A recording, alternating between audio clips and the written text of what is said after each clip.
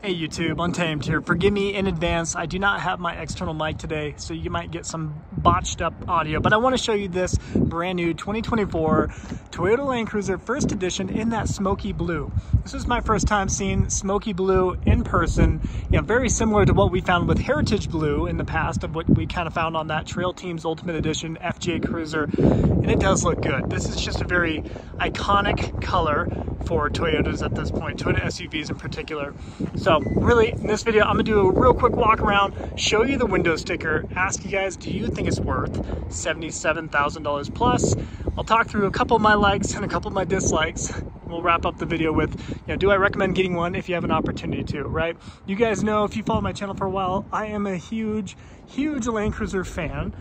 And I have been for several years now. Generally speaking, the ones I have always gravitated to have been the 200 series, right? So I've owned a few different 200 series Land Cruiser Heritage Editions. Back in 2020, I bought my first one, and then in 2021, and I also owned an 80 series Land Cruiser. So a big fan of that nameplate, and I think with that nameplate comes a lot of reputation, right? As it should. These have historically been built to last 25 plus years. That's what all Toyota Land Cruiser technicians go into building this, with that mindset. They build them to last. And obviously with this new generation here, it's based on the Prado, and I think that's important to note. The 300 series Land Cruiser, we don't get it in the US. That is the continuation from the 200 series that we used to have back in 2021 with our 200, right? So this here is technically a LC250, a 250 series Prado. I think that's important to kind of keep in mind, right? So on par with what we find from Lexus and the GX550, of course. When it comes to the actual body lines of the vehicle, I do think it looks good. I like that. I like that grayscale roof up top, especially with the first edition having that roof rack up there. I think that looks the part. Kind of like what we found on the Heritage Edition that came with that Yakima Mega Warrior roof basket.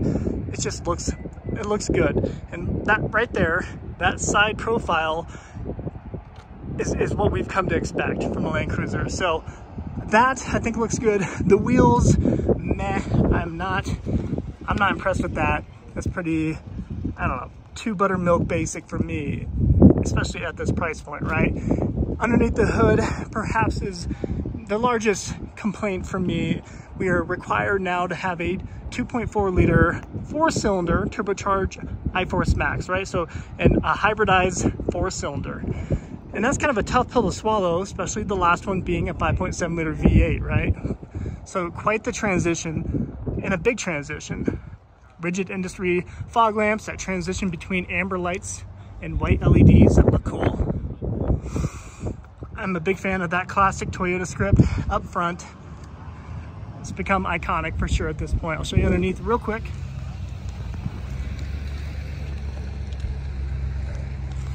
So some skid plates underneath there.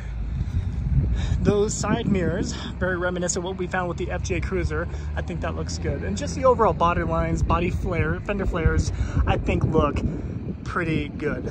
So no complaints really with the actual look of the vehicle. It's just what it's kind of evolved into when it comes to all the tech stuffed in here, and that 2.4 liter hybridized IForce Max.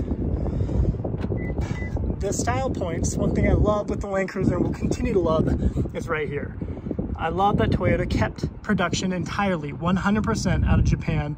So that there is extremely important, and you will be reminded of that throughout your ownership. So my friend Matt, he bought this one. Congratulations, Matt, and thanks for letting me kind of poke around it a little bit. This one here, you're gonna be reminded of it being built in Japan as you continuously drive this through the years, because it will have exceptional fit and finish all throughout. First edition here does have some soft to the touch leather, obviously with first edition embossed on the side, but overall it is a pleasant place to be in here. I appreciate Toyota for keeping it pretty simplistic in here overall. There's a lot of tech, but when it comes to the design cues and just the ergonomics of everything, it does feel I don't know, it feels right? We don't have a giant protruding infotainment screen right here, which a lot of manufacturers are doing that. Toyota too, just a giant protruding one up top here. It just looks like an afterthought. But this, it all flows together quite nicely in my opinion. So like that. More of that classic Toyota script across the steering wheel, that looks good. And everything to the touch feels very firm and very just well built. And you do feel that with everything within here. Sure, there's plenty of hard plastics in here too, don't get me wrong. Gloss black, piano gloss black in here, which will show every bit of dust, but there's not a whole lot, right? You got it down there. But right here, having like this more subdued goldish bronze color and grays, that is just nicer. Not a fan of the tiny little volume knob here. That feels a little strange. Full digital gauge display, which you come to expect that, of course, at this point from all new generation Toyotas, and the infotainment there integrated. So do like that. That looks nice. Wireless charging tray down here, soft to the touch, leather center armrest with the cooler. So that is a very iconic thing for the Land Cruiser at large. Outside of the Heritage Edition, they all came with that.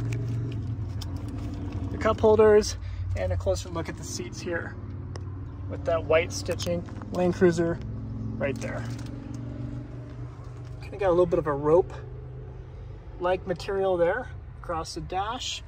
Looks nice, and more of a rubberized, hard material up here, which that feels nice. Alrighty. All right, thank you. Alrighty, well, we're gonna wrap up the video there. Real quickly show you the back seat, and then let the buyer take his new vehicle.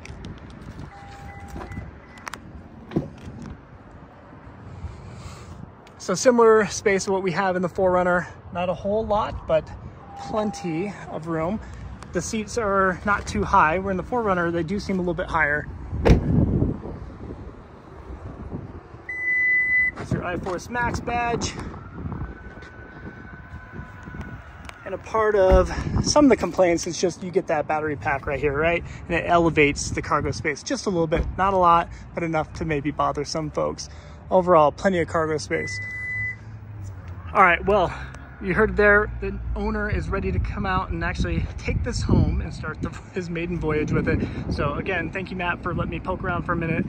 Congratulations, and yeah, let me know what you guys think. Do you like this smoky blue color here? What do you think? Appreciate you watching as always. Until next time.